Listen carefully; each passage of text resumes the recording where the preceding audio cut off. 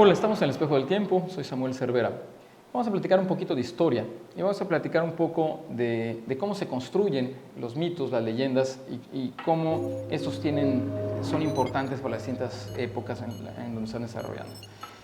Vamos a platicar de esto en función de un personaje, Robin Hood, y cómo se construyó la leyenda de Robin Hood. Robin Hood es un personaje que al parecer estaría presente en las baladas, en esta forma de tradición oral europea, inglesa particularmente,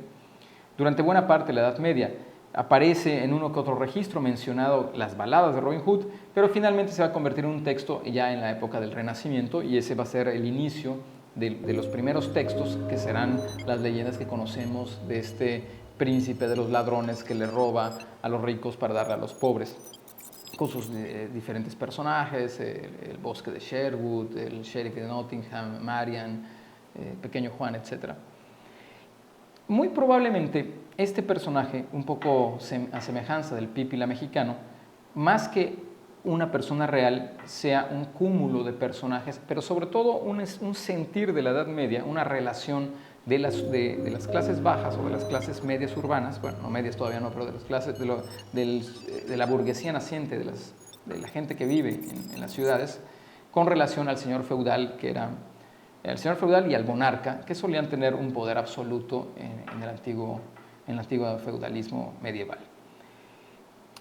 El personaje en sí es un hombre fuera de la ley, tanto de la ley religiosa, aunque posteriormente aparece el fraile Toc, pero no es un personaje que sigue la iglesia tal cual, y por otro es alguien que se enfrenta directamente primero al sheriff de Nottingham, en algunos casos a un noble, en otros casos ya de plano al rey, y en algunos textos y leyendas antiguos, pues a un rey muy específico, ¿no? A Juan sin tierra. En otros se mencionan otros reyes posibles, Eduardo III, etc. Esta confrontación contra el monarca, contra el máximo representante del poder feudal, se hace sobre todo porque el gobierno está actuando mal en contra de sus súbditos. El elemento principal suele ser el aumento de impuestos o los impuestos injustamente cobrados. En el feudalismo se trascendía mucho más, el señor feudal prácticamente era propietario inclusive de las personas, y era una sociedad donde vivir era muy difícil. Pero bueno, así se mantuvo Europa durante cerca de 1000 años,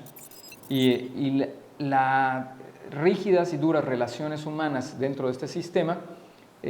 tienen algunas válvulas de escape, y muy probablemente Robin Hood sea un ejemplo de distintas válvulas de escape que surgieron a lo largo de este tiempo. Los investigadores no lo han encontrado, los distintos historiadores que han estado buscando en documentos el personaje real de Robin Hood no lo han hallado. Sí existen nombres parecidos, Robert Hood, Robert Hood, Robin Hood, parecidos. Inclusive algunos investigadores piensan que el término Robin Hood era una palabra genérica para mencionar malhechor o ladrón o algo parecido, y no se refería a una sola persona en sí misma. Lo interesante es que así como en Inglaterra había un Robin Hood, es probable que haya habido personajes semejantes en otras partes de Europa, y uno que sí registra la historia y que aparece inclusive mencionado por Boccaccio y por Dante es Gino di Taco, que sería una especie de Robin Hood real italiano. Este personaje, que estaría en el centro de Italia, cerca de los estados pontificios, en la República de Siena, más o menos en la época en donde se suele ubicar a Robin Hood, en el siglo XIV, es un personaje que pertenece a una familia que está en pleito con la aristocracia local. Su familia se dedica a asaltar, finalmente los capturan, matan a su papá, a su tío, y él y un hermano logran escapar, y Gino di Taco captura una fortaleza, y alrededor de la fortaleza es una fortaleza que es una ruta que va justamente hacia Roma. Por lo tanto, empieza a asaltar a todas las personas que utilizan esa ruta. Pero resulta ser un ladrón sumamente benevolente. No asalta a gente pobre, no lo hace a estudiantes, que para la época también eran muy pobres, y a todos aquellos que sí asalta les deja lo suficiente como para sobrevivir o inclusive para continuar su vida, quedándose solamente con una parte.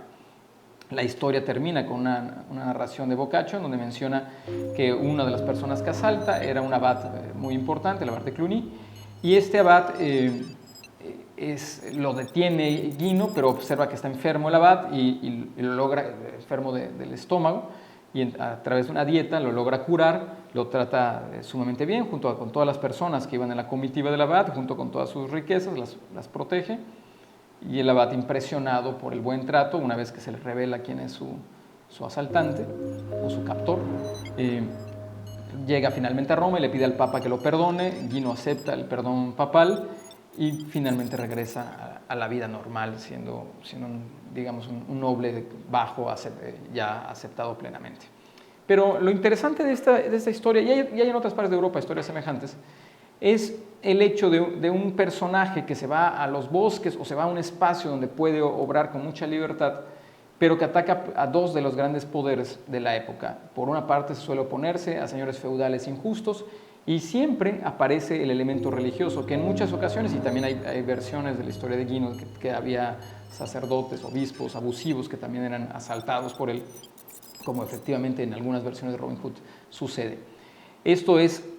porque esos dos grandes poderes, al crecer demasiado, solían abusar o solía ser percibido en la sociedad como generadora de grandes abusos, y una válvula de escape eran estas historias de seres humanos que se oponían, que lograban inclusive agredirlos y salían victoriosos. Muy probablemente Robin Hood sea eso, sea un cúmulo de personajes, hechos, circunstancias, anhelos, frustraciones, generados en distintos momentos de la sociedad medieval inglesa, que finalmente se traducirá en un solo conjunto de conceptos, de ideas, en una sola narrativa que se traducirá como Robin Hood. Y bueno, yo recomiendo que investiguen, lean historia. Existen muchas narrativas semejantes que nos pueden dar mucha lucidez sobre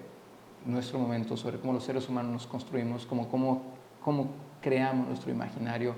para comprender el mundo en el que estamos. Muchas gracias.